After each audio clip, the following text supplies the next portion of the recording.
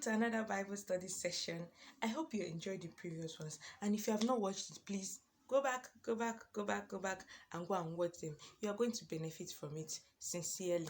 So today, I'm going to be teaching you about a very interesting Bible story from the New Testament. But before that, I'm going to tell us something that the disciples of Jesus asked Jesus. Now, in the book of Matthew, chapter 22, verse 36 to 37, this was what happened.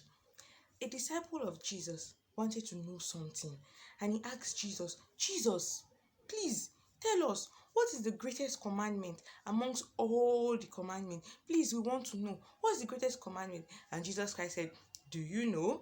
Well, I'm going to tell you. The greatest commandment says, you shall love the Lord your God with all your heart. All your heart. You shall love the God. Children, do you love God?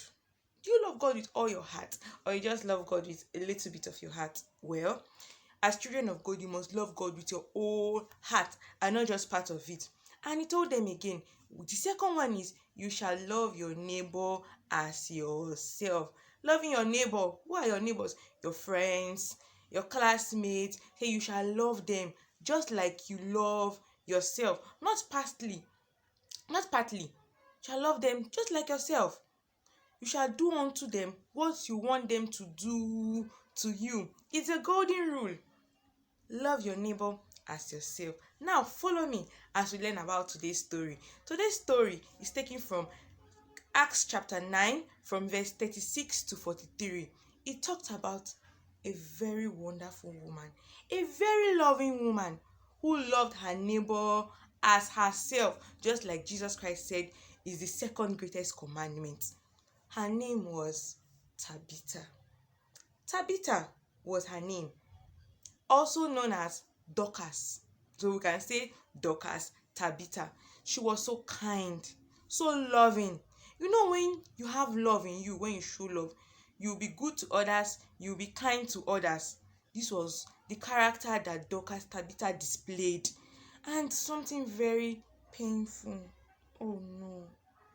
Something very painful happened to Dorcas Tabitha. She got sick, so sick. All her body became hot, like she could not do anything any longer. Dorcas was so sick, and everybody around her became worried because she was good, she was loving. Oh, why would this kind of thing happen to this loving and caring woman? Oh, they were so sad. And you know the worst that happened? Dorcas died. Oh no. Dorcas died. And everybody became very, very sad. Dorcas died. All the widows, all her neighbors, they started crying, oh Dorcas, and they started showing each other, this was what Dorcas did for me, this was what Dorcas did for me, Dorcas sold my clothes for me, Dorcas gave me food to eat. They started naming everything. Everybody started naming everything. Everybody had something good to say about Dorcas. They did not want her to die. Not at all. They didn't want her to die. And do you know what they did? They sent someone to go and call the disciple Peter. They were living in Joppa, and Peter was in Lydda. And Joppa was not far from Lydda, and they ran along. They ran, and they went to call Peter and told Peter that he should hurry up. Dorcas, who we love so much, Dorcas, who is so kind and good, Dorcas just died. Please come and do something. And they hurriedly brought Peter to where Dorcas was laid. Dorcas was laid in a room.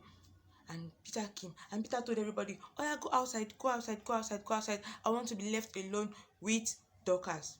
And Peter knelt down and prayed. He prayed, oh Lord, let Dorcas come back to life. In the name of Jesus, let Dorcas come back to life. And Peter prayed and prayed and prayed. And do you know what happened? Oh my.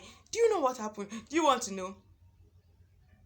Tabitha was brought back to life.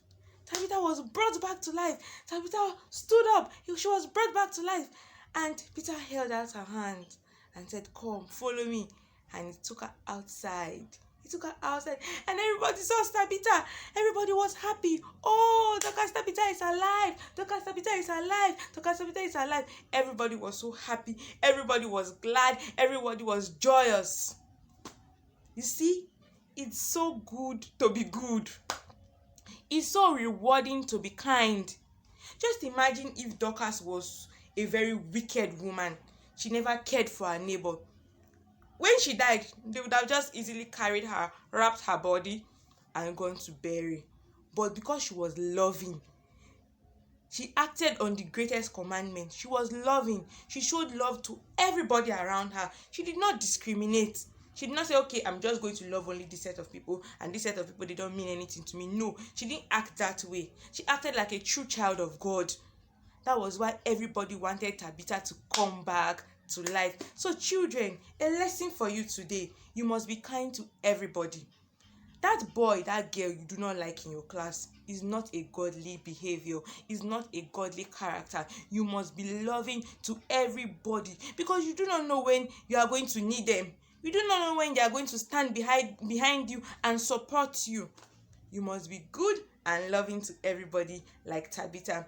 I'm sure you are going to start behaving like Tabitha today. I want you to take a promise. I want you to promise yourself that as from today, I'm going to be loving, I'm going to be kind, I'm going to be good. Hope you enjoyed today's Bible study. Until we see again, I love you. Bye.